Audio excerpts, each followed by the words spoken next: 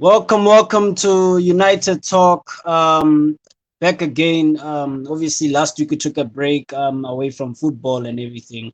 But yeah, we back. And I've got my guy Checo Mesh with me, and yeah, we're going to talk everything the latest Man United.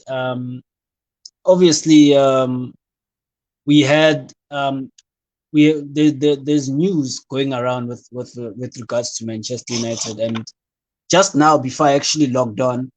Um, Ten Hag is apparently confirmed as the new manager. Obviously, it's not like it's not from the house the horse's mouth, but then it's according to the most I'd say credible journalists.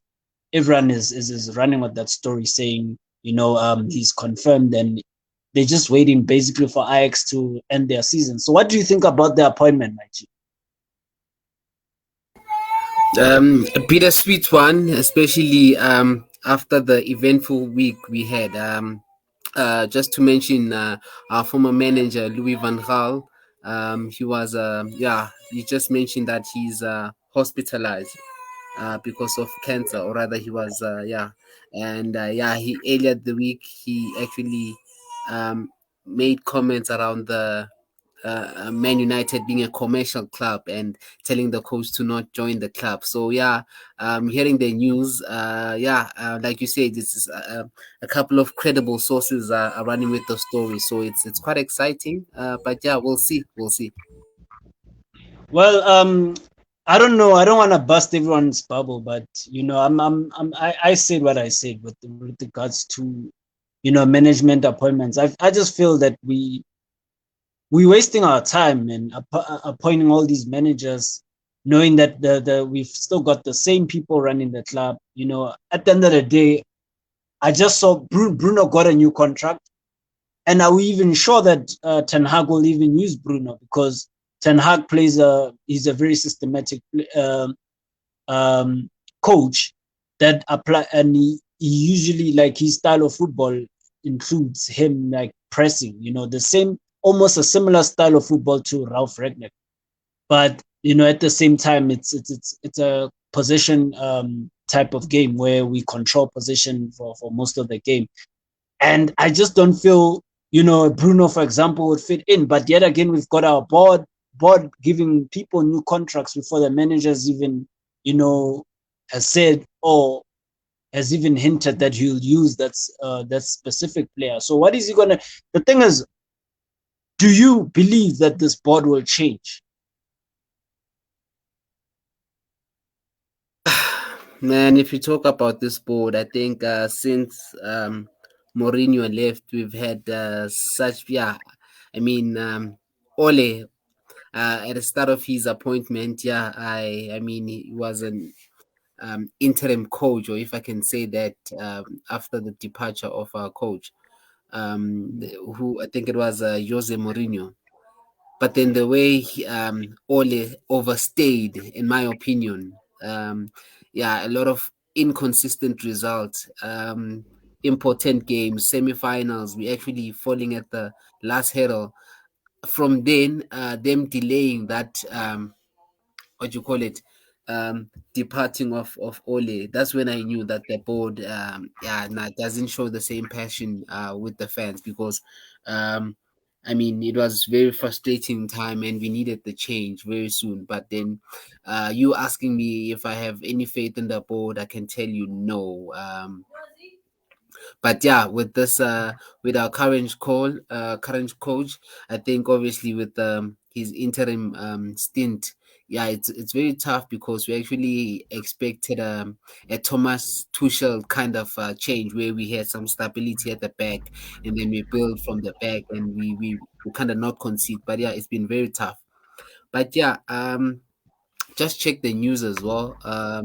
It looks like Eric Ten Hag is gonna join, but there's one, the one journalist, Fabrizio Morano. When he says "Here we go," that's when I'll start celebrating. But then, we'll see. Obviously, we are hopeful. Man United is a big club.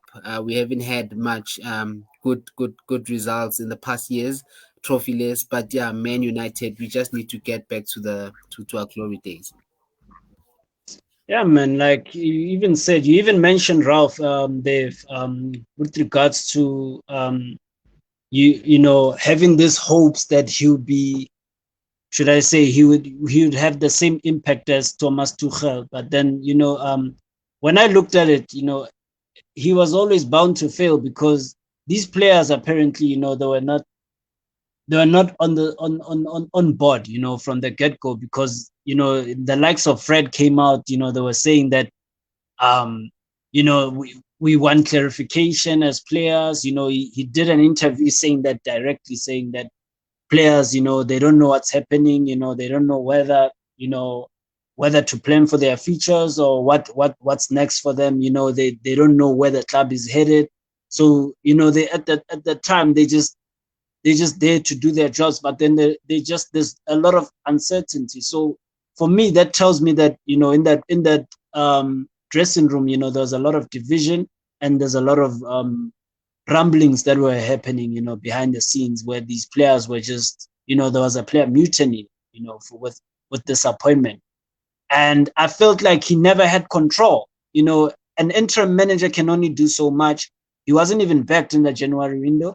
There was an easy player to get there as a CDM, and in Zakaria, and for 6 million, and the board chose to actually use that money to pay their own dividends. So for me, it tells me all I needed to see from them and what their intentions are.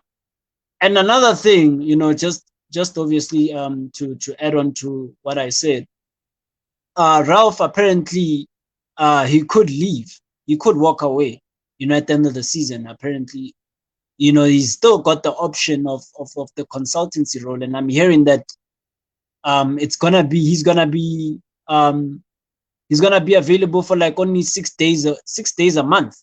He's only gonna work for 6 days a month. And for me, that tells me that this board still want to be in charge of making decisions, and then the footballing people are not going to make the decisions. And it shows me that again they're leaving that in the hands of Fletcher and Murdoch. So I don't know, man. What are your thoughts on that?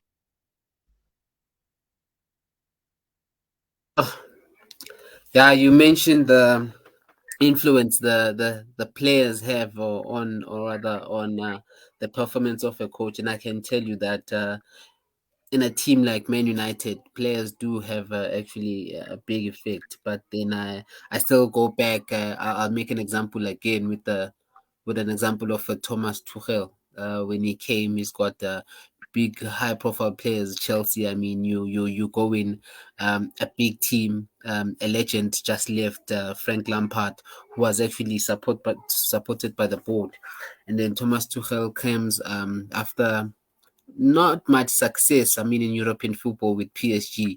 But then he came, and the first few games, he actually brought some stability, and he started, I mean, bossing. That's why they call coaches the boss in England. I mean, there was a time where I think it was um Hudson Odoi. I think he came in and he didn't do exactly what the coach wanted.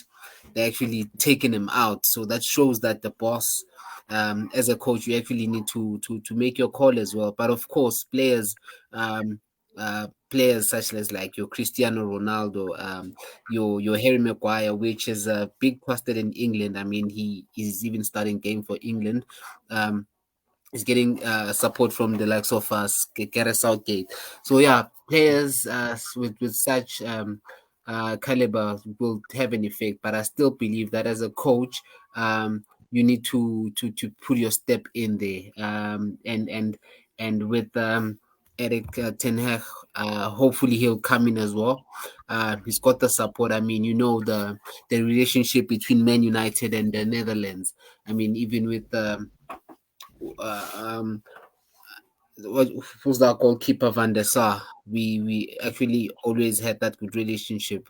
It was quite surprising how Louis van Gaal said those comments, which yeah, it was bittersweet week this past week after he said those comments, and then yeah, but the board. I mean, they need to change, man. We are seventh on the log now. Looking at the other three teams that are on Champions League, they're just dominating the the other teams from Europe, and we just need to come in there as well.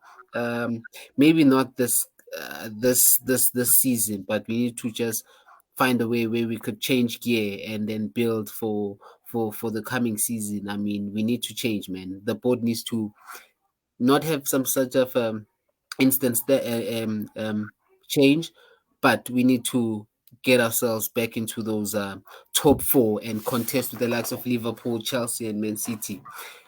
Compete consistently in that high level where when we can have a chance to get silverware, then we do. I mean, we Man United is a big club, so we need to turn a corner. It's hopefully the board has something with regards to that. Yeah, man. As you said, I mean, I hope they do back him, but then I really don't know with the sport, but anything is possible. But I'm hearing that he might be bringing Ten Hag might be bringing one, or I think he might be bringing Steve McLaren, if I'm hearing if I heard that correctly, and he might also bring one more uh someone who was affiliated with Man United previously. Could be Robin van Persie, could be Ruud van Nistelrooy, but apparently Ruud van Nistelrooy is with PSV. So um, it could be Robin van Persie as because that's the rumor that's going around. But we shall see with regards to that. So yeah, man, quick, obviously, quick analysis. What do you think about our top four chances? Because Arsenal just lost to Crystal Palace, and it could be just one of those one-off results. Yes, they still have us to. They still have us. They still have City. They still have Chelsea. To play. Um, they do they even still have Spurs as well? I'm not sure, but they still got big games to play, just as we have big games to play as well. But I honestly, with the way we've been playing, I honestly don't think personally from me. I personally still think the top four is gone. But let me know what do you think? Do you think we get in that top four? Do you think it's just out of reach now and it's between Spurs and Arsenal? Well, with any horse race, whether it's your title race or your top four race or relegation survival, there'll always be multiple contenders, but there'll be ones where the odds are against them. I mean, in this case, it's us. We are position seven. We are behind West Ham, Arsenal, and Spurs. Arsenal, I know they had two games in hand, but then they lost um, their game. I mean, the weekend, West Ham won their game. Spurs won their Mhm. game. But yeah, I think we have an outside chance. Although I'm not very hopeful because of the form we had. I mean, other teams are out of 5 games in the last 5 games, they actually having good results, and we I mean the likes of Liverpool in the last 5 games they had 5 wins, Chelsea 4 wins as well, Tottenham 4 wins as well. Okay, Arsenal coming with 3 wins, but then there's us.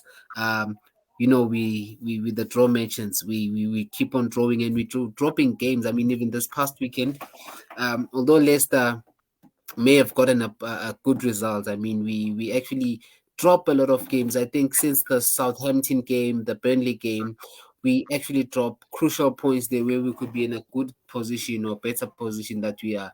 But yeah, we have an outside chance. I mean, about 8 games left. Yeah, it won't be easy for the other teams. I mean, the top three are still contesting European football, but then the likes of Tottenham, Arsenal, West Ham, they're still in Europe. But yeah, we Yeah. have an outside chance, although we there, but we have an outside chance. We'll see. Hopefully, the other teams will come up against the top teams and against each other. But looking at our fixtures, I don't think we'll actually get good results ourselves. Looking at the form we've been having. Yeah, man. Obviously, it's the last question I'm gonna ask you before you depart. I know you've got an early morning and stuff like that, but um, Um, I actually forgot this question, and I was about to ask you.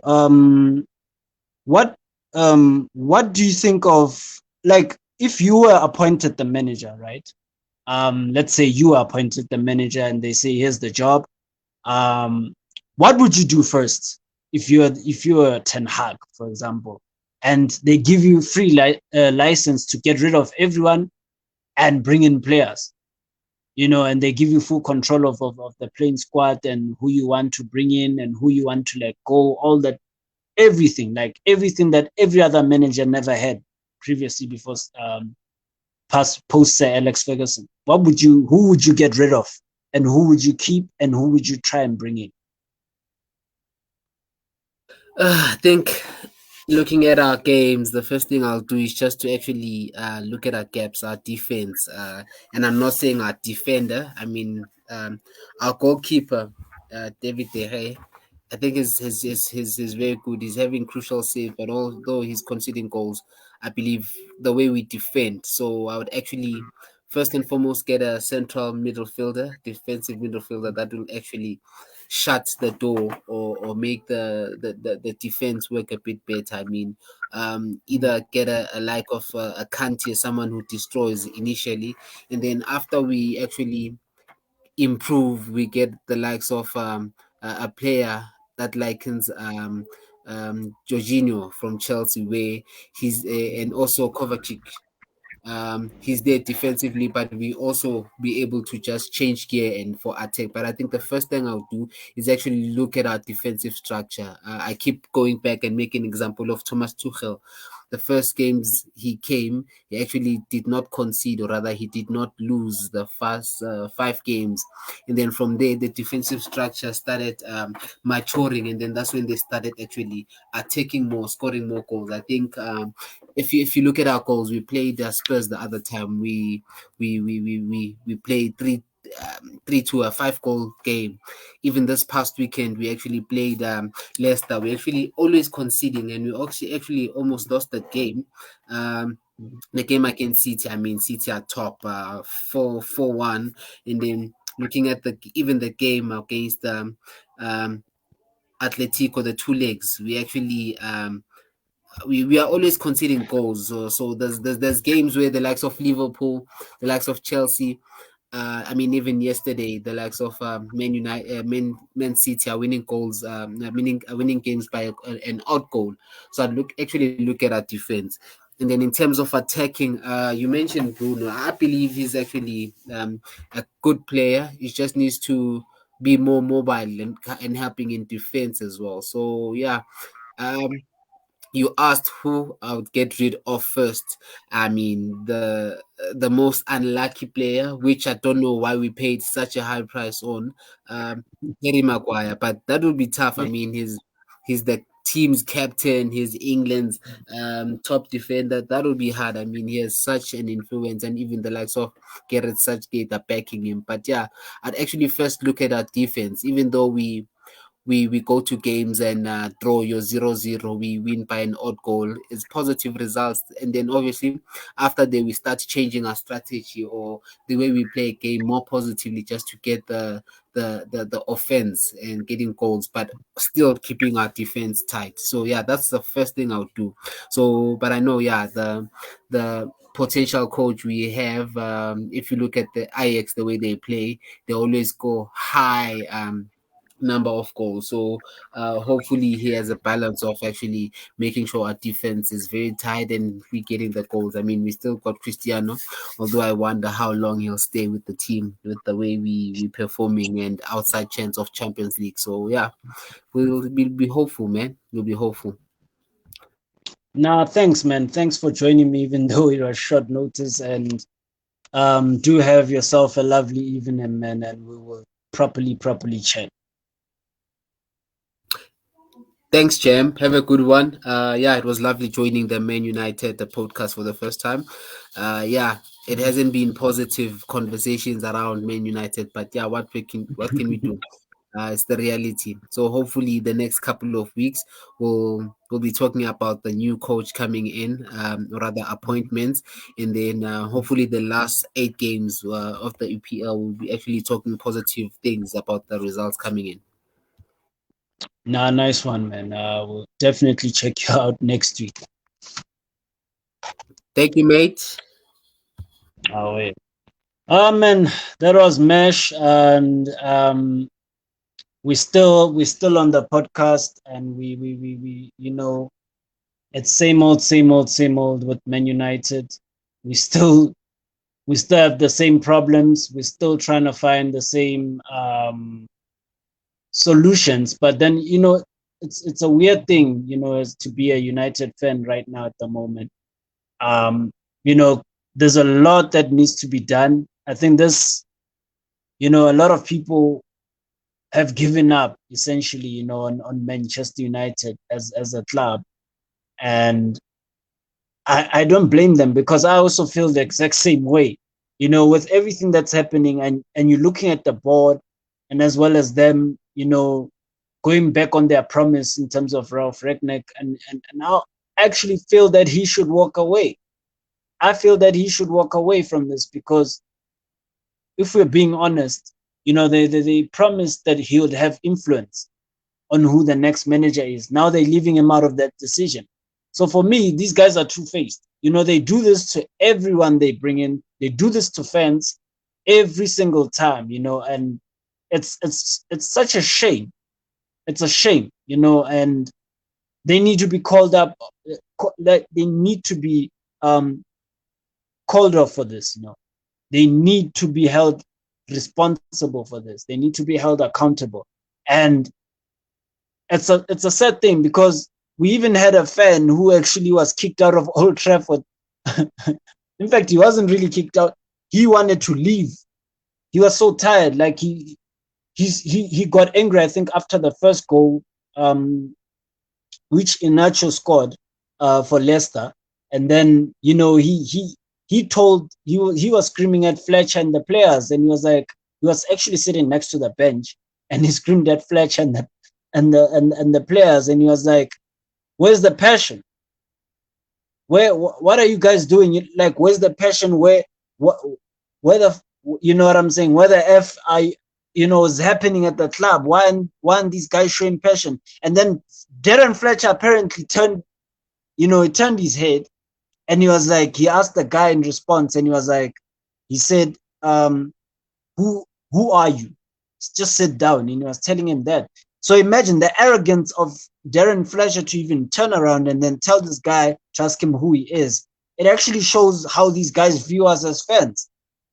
They that's how they view these fans. They look at them and like, who the hell are they to tell us what to do? The arrogance and the dysfunctional board, and the people who are there who don't know what they're doing. So it's sad. It's sad. The club is so, the board and the fans are so, like, far, far, far away. Like, they're not in connection whatsoever. The board is so detached from the fan base, and this is why the club is not going anywhere, because nobody cares what the fans think. The board wants to run this club like a business, like an enterprise. You understand? So it's sad. It's sad, administration at Man United, and I feel like one more, just if they don't back Ten Hag, I actually could see the fans turning on this board again. I could see something along the lines of when they tried to take us to the Super League. Um, but yeah, man, it is what it is, man. You still here, Mesh? Yeah, I'm still around, man. Just laughing. Just listening to you rant. I see the passion. I just wonder if the management knows how mad we are. I mean, like the fan you just mentioned that just walked out. You can understand the rage that we're having. I mean, we have big team, but now we're just a laughing stock. So yeah, your frustration is valid, man. Just looking, listening to you talk, and you putting on good points. Yeah, hopefully the management knows, or by a miracle changes this thing, because yeah, it's not good, man. Yeah, man, definitely, man. And yeah, let me not hold you up, man, for any longer. I know you said you have to be off, and um yeah, man, it's all good, man. It's all good. But we'll see what happens, man. But it's been frustrating. It's been frustrating, and the mere fact that we couldn't we haven't had a show in a while. It was so much anger that a person was keeping in. I was holding back a lot of anger with regards to this club and what we're trying to do. And I'm now hearing that Rashford, Maguire, and Luke Shaw are all going to get new contracts. You see, this is the thing with me. I see these things and I look at it and I can see that there's nothing's gonna change, because if Ten Hag comes in and they say, these players are gonna be there and they're gonna play, you can't get rid of as many players as you would like to get rid of. Then for me, it's pointless what we're trying to do here, because it's now, it's only been 2 years. Like, it's been 2 years. 2 years ago, that's when we finished paying off Moyes. Imagine a manager who we sacked. When was it? In 20? Was it in 2030? It was in 2014. It was in around 2014, and we still only paid him off now. Now we still haven't paid. We're still paying off Mourinho. We're still paying off Van Gaal. This club is a joke. We're probably still paying off Solskjaer as well. How are these? What are these guys doing? You have to start seeing. I mean, these guys have to start thinking. Where's the common sense in what we're doing? Because even though we want to be a business, these guys are not. If these guys were running a business, they'll be running it, to the ground. The way they losing money. How can you spend the same money as City and and be seventh and not even challenge for anything? And when all you have to show for it is a Carabao Cup, FA Cup, and a Europa League, and a failed Europa League. That's all you have to show for it, for all that 1.2 billion that's been spent. This is a joke, man. Like, how these guys are allowed to make these decisions, I don't understand where the owners are, where their heads are. Because even if you don't know football, when you lose money, you know that you're doing something wrong. So essentially, if you don't know anything about a certain sport or a certain business venture, you obviously put people who know what they're doing in charge. So this is the logic I never got from these owners. Why would you put people who know nothing about football in charge of your affairs at a football club? Like, that's the most naive thing to ever do. This is the most naive thing to ever do in any in any aspect. It's very, very naive. You understand? And it's still continuing. You've got your Fletcher, you've got your Murta. Murta is not even experienced in his role as a sporting director, but yet he's given that job. This is Mates FC. We're not a football club anymore. We're done out here. We've still got Fletcher is hardly a technical director. This is a very crucial position to have. People think technical directors, it's just another job. These are crucial positions within a team. These are spines. These are spines. This is what ties the management to the on-field aspects of the game. If there's no ties whatsoever, if the ties are as loose as they are with regards to the playing field and as well as the board, then you have, it's a recipe for failure. Straight off the bat, it's a recipe for failure. So I don't know. And I've been boiling up about this, but it is what it is, guys. This club is a joke. And now, besides all of that, this is besides the point. On top of that, we've got overpaid players. But this is all comes to the board. Everything that I keep saying comes back to the top. It's not a coincidence. Everything comes back to the top. It always comes back to the ownership and how we run the club and what our vision is and mission for the club is. If there's no leadership up there, expect everything else to crumble down there. Because what these players, honestly don't blame them. I don't blame them anymore because they relaxed. They've made it. They feel like they've made it because they're overpaid. They get new contracts for playing, for being average. Bruno just got a contract for just playing well, but then what trophies has he helped us win? You understand? I understand that um you know he we wanted to keep him, or maybe, but I don't think the board is smart enough to know that they've signed him up to a new contract so that they can sell him for more money when, if any team comes for him. I doubt they even think they thought that far, but they kept him just because it's cheaper to keep him than to go and buy a replacement for him. You see what I'm saying? So it's clown FC, mates FC, social media FC. This is who we are. We're not a football club. We're done out here with this football thing. And for me, I've said it. It's if I don't see us get rid of 8 or 9 players and replace them with several around that number, I'm done with this club. I said it. I'm done. I'm not gonna do any match reaction. I don't do match reactions anymore because I've said what I've said this season. I'm done saying what I've said. It's pointless coming here every match, doing every match reaction, after and going ballistic and going and being pissed off. It's pointless because it's the same issues. The season's done, guys. We're not getting top four. It's gonna be Arsenal or Spurs, and now we forced to watch our rivals compete for the rest of the trophies. And these people beat themselves up and say, this is good enough. So much delusion, and I'm glad these guys might end up in the Conference Cup. I'm not even gonna watch them in the Conference Cup. I don't care. I'm not gonna be involved in none of that crap. I'm not gonna sit down and watch a degrading competition. What a shambles! What a shambles!